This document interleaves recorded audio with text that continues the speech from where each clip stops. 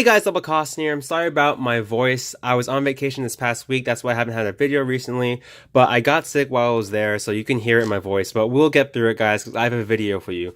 And it is the 3 types of budget players. We've all been there. We've all started as a budget player, and you know, there's that case where you're on Reddit, you're on some YuGiOh forum, and you're just looking through a budget deck list because you want to see some decks you can play budget-wise.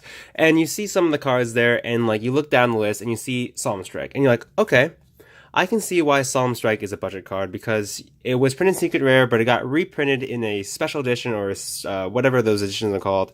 And you know what? It's pretty budget. And you see down in the comments, and you just see this one guy or maybe 5 guys, or literally the entire comment section, be like, "Ahem, Solemn Strike is not budget." Or you're like, "No, no, no. Solemn Strike is not a budget card, you inconsiderate fuck." Okay, you get the point, guys. And these people, they just don't have a consensus of what the term budget really means for them. And that's just because there exists, guys, a variety of different types of budget players. And you can fit these types of budget players into 3 main categories I have for you guys. And that's what this video is all about. And the first category, guys, is the kid. And the kid is the guy you see at locals, you see at your school, or wherever you guys play, who can really only afford 1 starter deck or 1 structure deck. So I have the newest starter deck with me right now. And I also have this bad boy, Dragon's Collide. Yes, guys, I was a kid back then. I was that first type of budget player who can really only afford 1 structure deck, so I could really only afford 1. And that's why I call it the kid, guys, because a kid, for 1, is someone who's inexperienced, a beginner, someone getting into the game. Number 2, does not have a lot of money. So back then when I was a kid, 12, 13, maybe even 10, 11 years old, I didn't have a job, obviously, and so my parents had to buy all the cards I had. And there's no way my mom or dad was going to buy 3 of these bad boys. So that's really what that differentiates the kid from like the next other group I have, the next other type of budget player, is because they can really only buy like this limited thing. So back when I was a kid, I couldn't afford tins, so I couldn't really get those like much needed reprints. So I could really only afford structure decks and starter decks. And my mom wasn't allowing me to buy packs. And if you do buy packs in the first place, there's not a lot of cards, there's not a lot of decks you can make out of just like random packs, right? So that's what really distinguishes the kid. The kid is someone who's still competitive, so I was so competitive back then. I played Dueling Network, I knew what the meta was, I knew what decks were good, I played against good decks. It's just that, as a kid, you don't really, like, have the impetus to, like, become more competitive than that. Like, I wasn't gonna run, what was even this format, wind-ups? There's no way I was gonna run wind-ups because, all those cards came in packs. I didn't really want to buy singles. I didn't really have an option to buy singles.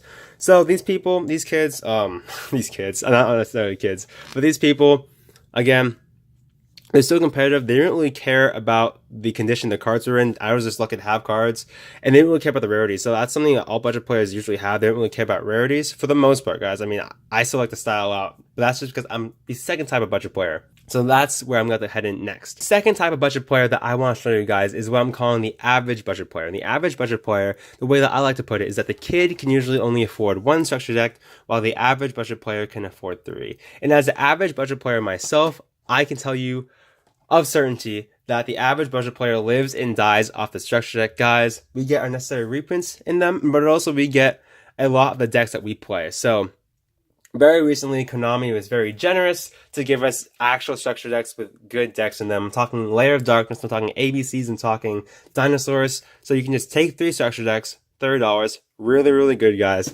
You can put them into 1 deck, take some of the good cards out, and take some of the bad cards out, mind you, and then just bring them to a regionals, a YCS, a locals, and be sort of competitive in them. And again, the average budget player now has a job for the most part. They're like ages like 16 to like 25-ish, depending on like how you're doing well in college or whatever you're doing. That's usually the age list, guys. But these players, they now have a job. They can now afford to buy like just like less than $10 cards for sure. It depends on how much you enjoy Yu-Gi-Oh. Like as a budget player, I limit myself to $10. Again, depends, right? This is a huge spectrum. Budget players. For the most part, I usually like to limit like $10 per card. I can buy reprints now off like sets like Battle Legends, tins and stuff. I can buy those reprints off online. That's really what makes me a budget player for the most part. And then guys, the last group is just super simple. Again, like don't take this to be like gospel or anything, but I guess like the last group is just the Yu-Gi-Oh players who just don't really buy hand traps. That's basically because hand traps and other cards like that cost like anywhere from 40 to 60 to $100. Those decks, they just aren't budget at all. Like, at least for me, like if I have to buy 3 hand traps, that's gonna cost me over $100. As a budget player, I'm not even looking anywhere towards that. Like every deck, for the most part, improves with hand traps, and as a budget player, that's something that you just don't have right now, right? So that's basically it, guys. Again, it gets really, really weird. You can also have, there's a lot of intricacies of each type of group. It's just basically 3 main groups. Again, the kid doesn't really have anything. The like basically broke ass college student who can only afford some stuff, not a lot. That's why I'm running like ABCs right now. Because ABCs, it's like a $5 card right here for Dragon Buster. That's basically the core. My extra deck is super, super budget. And lastly, the third group is still pretty budget in itself. They can afford like lots of cards, except like just not those expensive cards, not those hand traps. Also, there are some decks so like you can't really run as a budget player. So like Trick Stars are pretty appealing, but Reincarnation costs like last time I checked $30. And that's like one card that's just like it's a nail biter. I mean, you can run budget Trick Stars, it just won't be as competitive, right?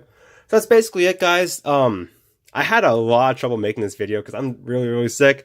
But that's just a video that I'm planning to get back on my normal upload schedule. I don't even have an upload schedule. I just try to upload like 2-3 a week.